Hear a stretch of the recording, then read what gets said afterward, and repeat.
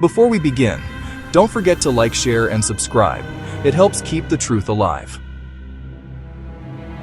New Hampshire, September 19th, 1961.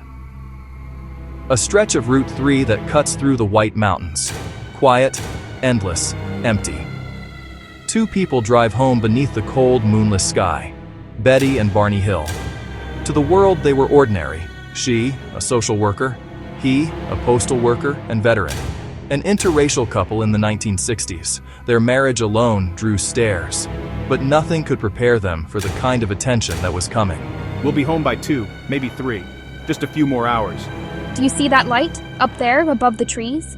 At first they thought it was a plane, maybe a satellite. The Cold War had filled the skies with secrets. But this light, it moved against the stars. It pulsed. It watched. It's just a plane, Betty. Probably nothing. Then why is it following us? What began as curiosity turned to unease. Betty opened the car window, tracking the object with binoculars. She'd later say it wasn't just moving, it was maneuvering. At 10:45 p.m., they pulled off near Indian Head to get a better look. That's when everything changed. It's spinning. There are windows. Through the binoculars, Barney saw what he described as rows of humanoid figures peering back, silhouettes against a bright interior. He felt something, an order, a message that wasn't spoken but forced into his head. They're looking right at us. Oh God, they're telling me to stay put. Barney tore the binoculars from his face, yelling for Betty to drive. The object descended fast, a silent disc, wide as their car was long. A low-frequency vibration shook the air. Then, nothing. 35 miles later, the Hills found themselves on a different stretch of road. The hum was gone. The stars were still. But something had happened. Something they couldn't remember. We're driving. Barney's ahead. There's this road and lights, blue lights. They're blocking us. Oh my God, they're coming closer. Betty, what are you seeing? They're not human. Small, gray. Their eyes, they wrap around the sides of their heads. I can't move. I can't scream. The Hill hypnosis sessions would become some of the most disturbing ever recorded. Conducted by psychiatrist Dr. Benjamin Simon, they were meant to recover the missing time, the blank hours between 10:55 p.m. and 2 a.m. that the couple could not recall. They're pulling me. I can't stop them. My shoes are scuffed. My belt, my buckle won't come undone. They tell me not to be afraid, but their mouths don't move. When Barney woke from the trance, he was drenched in sweat. He described a craft, metallic, domed, windowed, and beings with gray skin and black eyes who examined him with cold precision. Needles, skin scrapings, something placed in his groin. The words he used weren't aliens. He said men from the sky. Betty's account echoed his, but with one haunting addition: a map. They showed me a star chart, points connected by light. They said it was trade routes. I asked where they came from. He pointed, here, between two suns. Years later, an amateur astronomer named Marjorie Fish would compare Betty's drawing to known star systems. Her conclusion: the beings came from Zeta Reticuli, 39 light-years away. But the evidence wasn't just in their minds. When they returned home, Betty's dress was torn at the hem and coated with a pinkish powder. Barney's shoes were scraped, the toes scuffed as if dragged. The binocular strap was broken, and their car showed radiation readings far above normal. Neighbors recalled seeing circles of burnt grass near where the Hills reported the object hovering. Betty filed a report with Pease Air Force Base, and the next day, the military quietly opened a file. UFO sighting, September 19, 1961. It was forwarded to Project Blue Book, but no one ever told them what was found. Project Blue Book's internal notes called the Hills credible, mentally stable. Yet their findings were buried under the classification stamp, insufficient data.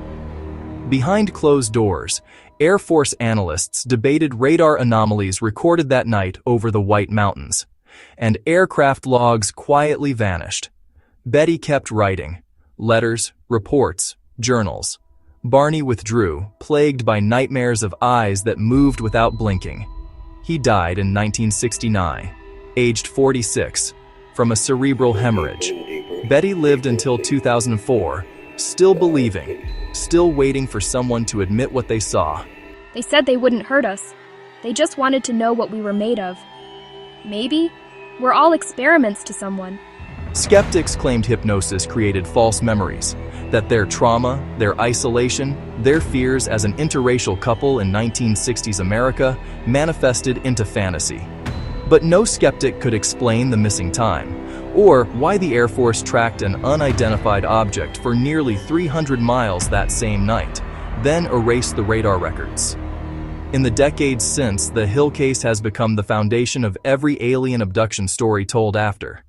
But theirs was the first. The interrupted journey. Two souls lost on a dark road, caught between the known and the forbidden. In 1975, the Air Force quietly ended Project Blue Book, declaring all UFO data non-threatening. No mention of the Hills, no mention of radar, no mention of fear. If the truth was ever written down, it was burned long ago. What remains are echoes, on tape, in dreams, in the night sky above New Hampshire. They said they'd come back.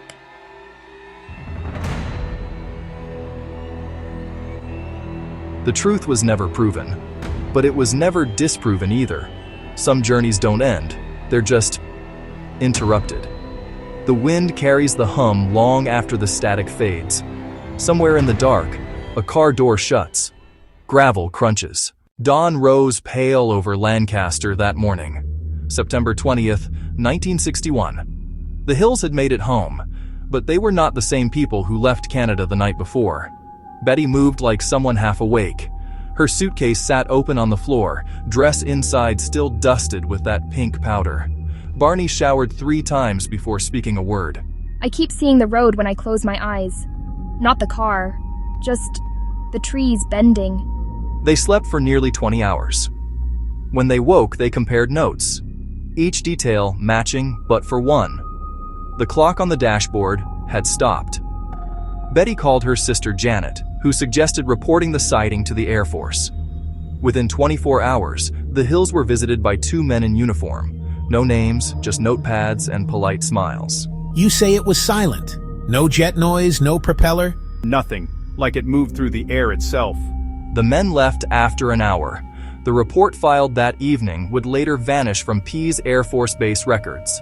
What remained was a single line in the Blue Book Index. Unidentified aerial object, New Hampshire. Case closed. But the nightmares did not close. They only deepened. Subject Barney Hill, second session. The light fills the car. I can't see Betty. My body feels like rubber. They tell me to walk. There's a ramp. They guide me up it. I smell something, metal, like ozone after a storm. I try to fight, but my arms won't answer. One of them puts a cup over my groin. I feel a tug, like suction. I don't want to see their faces. Their eyes. Those eyes. You're safe, Mr. Hill. You're safe. The sessions tore Barney apart. Each week he returned pale, trembling, certain that remembering was worse than forgetting. But Betty needed answers. If we don't tell someone, no one ever will. In 1963, she began sending letters to scientists, even the NICAP organization in Washington, D.C. The National Investigations Committee on Aerial Phenomena quietly cross-checked her drawings with radar logs. 2 civilian pilots flying near Portsmouth that night reported a large, glowing disc descending rapidly.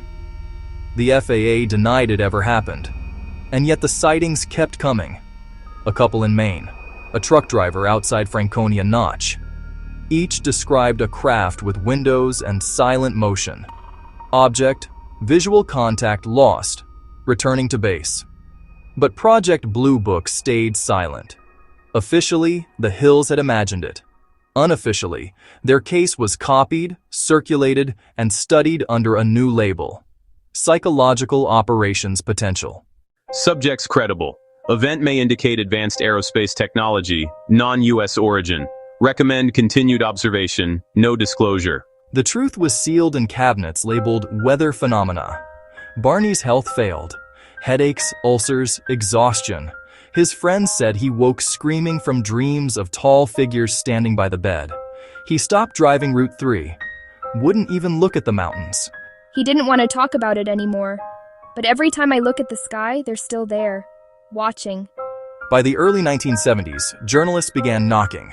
Magazines printed sketches of gray beings before the term gray alien existed. Hollywood took the story, stripped it for spectacle. But the real files, the Air Force logs, the radar data, never surfaced. In 1975, Blue Book ended with a press statement. No evidence of extraterrestrial vehicles, no threat to national security. Behind that sentence lay thousands of redacted pages. One of them read simply, "Barney died that same year. A closed casket, a quiet funeral. Betty sat beneath a gray sky, whispering to a world that had stopped listening." We weren't supposed to remember, but we did. She spent the rest of her life chasing that memory. Lectures, interviews, conferences. Skeptics called her delusional. Believers called her brave. The government called her irrelevant. They said they'd come from between two suns. Maybe they were warning us. Maybe they were warning themselves. When she died in 2004, her papers were boxed and stored at the University of New Hampshire. Inside, transcripts, photos, a scrap of the torn dress sealed in plastic, and one final note in her handwriting. Truth will outlive the deniers. Maybe it already has. Maybe the hills didn't look into the sky that night. Maybe the sky looked back. Project Blue Book's final words claimed the investigation was over. But somewhere, buried in the classified annex, a single reel of magnetic tape still spins. On it, two voices, trembling, remembering what they were never meant to recall. If you listen closely, you can still hear them. Whispers from the Morgue presents The Interrupted Journey. What began on Route 3 never ended there. Some truths do not vanish in the dark. They travel with us, mile after mile, until the stars find us again.